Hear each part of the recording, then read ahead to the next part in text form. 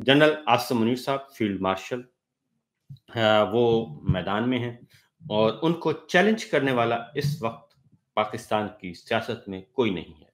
कोई सियासतदान उनको चैलेंज नहीं कर रहा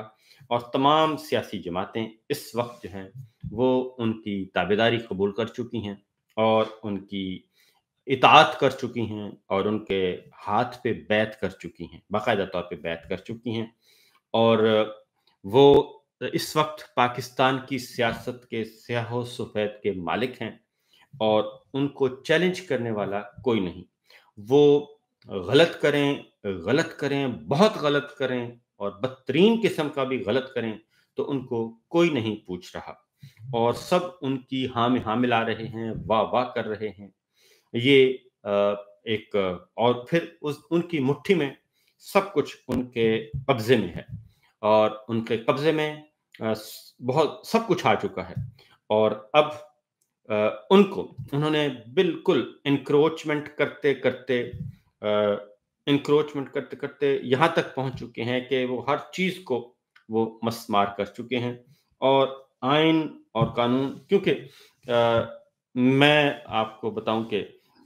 मेरी उनसे कोई ज़ाती दुश्मनी नहीं है, ज़ाती रंजिश नहीं है, किसी किस्म की और ज़ाहिर हो भी क्या सकती है।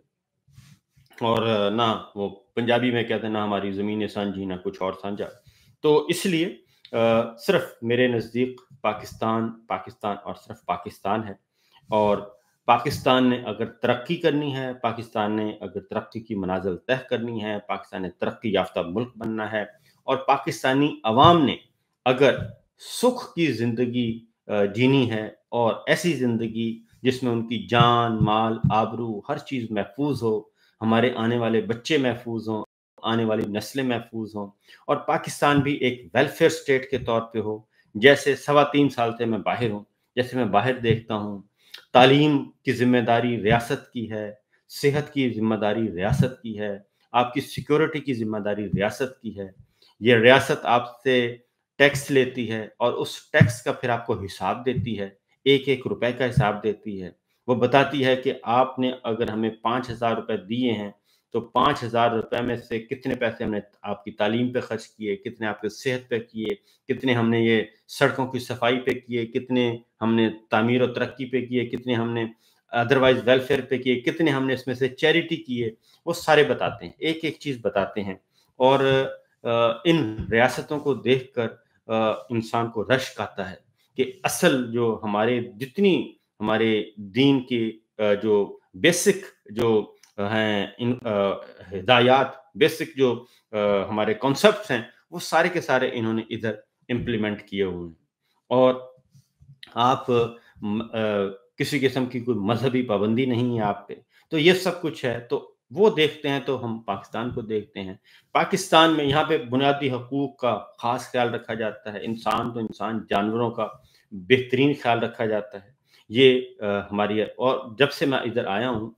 अब मैं किसी को पहले होता था ना गुस्से में आके कि किसी को कह देते थे कि ये बहुत ही कुत्ता इंसान है, तो अब तो किसी को कुत्ता कहने का भी दिल नहीं करता। क्योंकि यहाँ पे कुत्तों की इतनी इज़्ज़त है, इतनी रिस्पेक्ट है, इतने हकूक़ हैं कि आप तसव्वुर नहीं कर सकते। तो इसलिए वापस चलते हैं हम पाकिस्तान की तरफ जी। तो इस ये सिचुएशन जो है हमारे यहाँ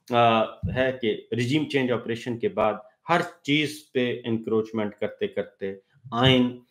एक आगे बढ़ने के लिए एक दस्तूर होता है, आइन होता है और आइन के तहत उसमें सबकी ज़िम्मेदारियाँ तयन किया होता है कि ये आइन है और इसका ये तयन किया हुआ है और इसने ये काम करना है। हर जैसे फैमिली में, इसी तरह फैक्ट्री में, कारखाने में, हर चीज़ का एक होता है और सब अपना-अपना काम कर रहे होते हैं।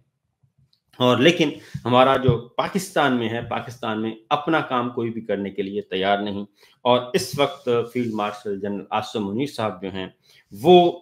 उनका हर चीज़ पे उन्होंने कंट्रोल हासिल कर लिया है।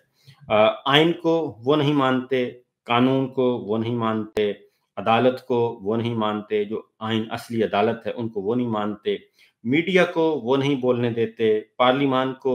उन्होंने कंट्रोल कर लिया, वोट अवाम ने किसी को दिया, उन्होंने रिज़ल्ट तब्दील कर दिया, किसी को वो मानने के लिए तैयार नहीं है, किसी की बात सुनने के लिए तैयार नहीं है और उनका एक अपना फ़लसफ़ा है اور اپنا ان کی نظریات ہیں اور ان ذاتی نظریات کا وہ پرچار کرتے ہیں، وہ انڈیویجول میٹنگز میں بھی وہ کرتے ہیں اور انفرادی اجتماعی طور پہ بھی وہ کرتے ہیں۔ یہ ان کا ہے، اور اب ان کا جو پلان نظر آ رہا ہے وہ ہے تاحیات فیلڈ مارشل رہنے کا جی۔ ان کا یہ مصمم ارادہ ہے کہ وہ تاحیات فیلڈ مارشل رہیں اور اپنا یہ سیٹ اور اپنا اقتدار جو ہے اس کو بالکل نہ چھوڑیں۔ اب اس میں جتنی بھی رکاوٹیں ہو سکتی ہیں ان رکاوٹوں کو وہ دور کر رہے ہیں، بہت زیادہ دور کر چکے ہیں اور اب وہ دور کر رہے ہیں۔ اور چونکہ وہ out of turn army chief بنے ہیں، اس میں بھی کوئی شک نہیں ہے، آؤٹ آف ٹرن ہیں، ان کا وہ آرمی چیف بننے کی اہلیت نہیں رکھتے تھے، وہ 2 دن پہلے ریٹائر ہو رہے تھے اور اصولاً انہوں نے 1 مہینہ پہلے ریٹائر ہونا تھا، پھر وہ چھٹی پر چلے گئے، چھٹی سے واپس آ کے انہوں نے جوائن کیا اور پھر بھی 2 دن کا گیپ رہ گیا، تو اس لیے 2 دن پہلے انہوں نے ریٹائر ہونا تھا اور ان کو ان کی سمری فوج پہلی سمری جو آئی اس میں ان کا نام شامل نہیں تھا، کیونکہ 29 نومبر کو جو جرنیل موجود تھے صرف ان کی سمری آئی تھی۔ ان سے وہ کون تھے، اے بی سی ڈی، اس پہ ہمیں کوئی بحث نہیں ہے، یہ جی ایچ کیو کی طرف سے جو آئی اور جو ڈیفنس منسٹری کی طرف سے آئی اور ان کی اپنی ڈیفنس منسٹری کی طرف سے آئی، اور وزیر اعظم تھے اس وقت شہباز شریف صاحب، امپورٹڈ وزیر اعظم تھے، اس سے پہلے رجیم چینج آپریشن ہو چکا تھا۔ اور لیکن ان کی ریٹائرمنٹ کو پہلے روکا گیا، ایک طریقہ نکالا گیا اور طریقہ کوئی بھی نہیں تھا، زبردستی کا طریقہ، اعظم نذیر تارڑ اینڈ شہباز شریف اینڈ نواز شریف، اور اس میں خالصتاً جنرل عاصم منیر صاحب، خالصتاً یہ نواز شریف صاحب کے وہ ہیں، نواز شریف صاحب کی چوائس ہیں خالصتاً 100%۔ اور اسی لیے ہم اس بحث میں بھی نہیں جاتے کہ لندن پلان کیا تھا اور کیا نہیں تھا، وہ پولیٹیکل سائڈ پہ چلا جائے گا، ہم اس پہ بھی بات نہیں کرتے، ہم صرف بات کر رہے ہیں ٹو دی پوائنٹ جی آج، اور لندن پلان کو بھی سائڈ پہ۔ لیکن نواز شریف صاحب جو ہیں وہ، کیونکہ یہ مجھے ذاتی طور پہ میں بتا رہا ہوں، ذاتی انفارمیشن جو ہے جرنلسٹک انفارمیشن ہوتی ہے اس کے اکارڈنگلی، کہ یہ طے شدہ بیک ڈور چینل پہ ان کے آپس میں گٹ مٹ چل رہی تھی، تو لہٰذا نواز شریف صاحب نے جنرل صاحب کو لگا دیا، آرمی چیف بنانا تھا، انہوں نے بنا دیا، اور پہلی سمری میں وہ نہیں تھے اور اس کے بعد سمری منگوائی گئی اور ان کا نام شامل ہوا۔ اس سے پہلے فوج کے اندر بھی بہت زیادہ چل رہا تھا، بحث مباحثہ چل رہا تھا۔ آج کل جو خواجہ آصف صاحب بہت زیادہ زور شور سے آ رہے ہیں اور بہت ہی وہ ہائیبرڈ نظام کی بات کر رہے ہیں اور جنرل صاحب کے حق میں بہت بول رہے ہیں، اس کی وجہ میں آپ کو بتا دوں، اس کی وجہ یہ تھی کہ خواجہ صاحب جو ہیں وہ جنرل باجوہ کے ساتھ جڑے ہوئے تھے اور ان کے اسٹیٹمنٹس موجود ہیں، اس وقت بھی یہ وزیر دفاع تھے، تو ان کے نزدیک بھی یہ نہیں تھا، حافظ صاحب نہیں تھے، ٹھیک ہے، وہ بھی حافظ صاحب کے نام انہوں نے کبھی نہیں لیا تھا۔ ان کی سٹیٹمنٹس بھی آپ پڑھ لیں تو ان کی سٹیٹمنٹس پہ تھیں کہ ہم 5ویں نمبر پہ بھی جا سکتے ہیں، 6 نمبر پہ بھی جا سکتے ہیں، اور وہ بالکل ان کے دماغ میں بھی نہیں تھا، کیونکہ وہ باجوہ صاحب کے ساتھ اٹیچ تھے اس وقت۔ اس لیے آج کل یہ جو جنرل صاحب کے حق میں، عاصم منیر صاحب کے حق میں بیان دیتے ہیں خواجہ صاحب، اور ان کی بالکل اترے ہوئے ہیں، پالش پہ پالش کیے جا رہے ہیں، اس کی وجہ ہے کہ یہ مخالفت کر رہے تھے۔ یہ کہتے عمران خان کو ہیں، عمران خان نہیں، یہ خود مخالف تھے جنرل عاصم منیر صاحب کے، اور یہ جنرل باجوہ صاحب کی ایکسٹینشن چاہتے تھے، شہباز شریف صاحب یہ بھی چاہتے تھے، اور کچھ اور لوگ بھی چاہتے تھے کہ یہ ان کو ایکسٹینشن مل جائے، کیونکہ جنرل باجوہ صاحب کے سسر سے ان کے بہت اچھے مراسم تھے اور باجوہ صاحب سے بھی تھے، اور باجوہ صاحب نے بتایا بھی تھا، ٹھیک ہے جی۔ اور فارم 47 بھی انہوں نے ہی دیا تھا فون کر کے، اور عثمان ڈار صاحب کو انہوں نے ہروا دیا تھا اور ان کو جیتے ہوئے ہروا دیا تھا، تو اس لیے ایک بات تو یہ۔ اس کے بعد کہیں بھی ان کا نام نہیں تھا، یہ صرف نواز شریف صاحب اور جنرل صاحب کے درمیان معاملہ تھا، اور انہوں نے بننا تھا اور انہوں نے بنا دیا۔ عمران خان صاحب کے علاوہ باقی سب کو اپنے ساتھ ملا چکے ہیں، اور باقی سب میں مین آپ کو بتا رہا ہوں، نواز شریف صاحب ان کے ساتھ ہیں، اور شہباز شریف صاحب ان کے ساتھ ہیں، زرداری صاحب ان کے ساتھ ہیں، اور گو کہ زرداری صاحب کو گلے شکوے ہیں کیونکہ زرداری صاحب جو ہیں وہ بھی گلے شکوے ان کے اپنی جگہ پہ موجود ہیں، لیکن وہ بہت ہی قائم قسم کے سیاستدان ہیں، اور ان کو بھی پتہ ہے کہ اس وقت سکہ رائج الوقت ایک ہی ہے، تو لہٰذا اگر ہم نے کوئی ہلکی پھلکی بھی آواز کی تو یہ ہمیں بھی پھر رگڑنا شروع کر دیں گے، لہٰذا وہ آرام سے دبک کے بیٹھے ہیں، ایوان صدر انہوں نے سنبھالا ہوا ہے، اور ہولی ہولی آہستہ آہستہ اپنی ٹائم پورا کر رہے ہیں۔ اس میں بھی ان کے اپنے اندر جو انٹرنل ڈسکشنز ہیں پیپلز پارٹی کی، زرداری صاحب کی جو انٹرنل ڈسکشنز ہیں وہ ہوتی رہتی ہیں، اور اس میں یہ ساری صورتحال جو ہے وہ ڈسکس ہوتی رہتی ہے جو کچھ ہو رہا ہے۔ اور کیونکہ ایک اور بات بتا دوں کہ زرداری صاحب پیپلز پارٹی نہیں چاہتی تھی کہ نون لیگ برسر اقتدار آئے، اس لیے پیپلز پارٹی کی جو پہلی سینٹرل ایگزیکٹو کمیٹی کا اجلاس ہوا 8 فروری 2024 کے الیکشن کے بعد، اس میں انہوں نے یہ ڈیسائیڈ کیا تھا کہ پی ٹی آئی کو موقع دیں گے ہم، اور لیکن وہ ابھی یہ سوچ کے انہوں نے ابھی فیصلہ ہی کیا تھا، تو عمران خان صاحب کی طرف سے سٹیٹمنٹ آ گیا کہ نہ نون لیگ نہ پیپلز پارٹی، ہم دونوں کے ساتھ نہیں جا سکتے، اور ہم سائٹ پہ بیٹھے ہیں، ہم اپنا حق لیں گے۔ اس لیے پیپلز پارٹی کے پاس پیپلز پارٹی جو ہے اس کا سائٹ پہ ہو گئی، اور پیپلز پارٹی پھر شاباش، ان کے پاس کوئی آپشن نہیں بچا۔ پھر اس میں باہر سے فورن ایلیمنٹ بھی ہمارے آئے، اور بردر ہمارے آئے، اور بردرز نے آ کے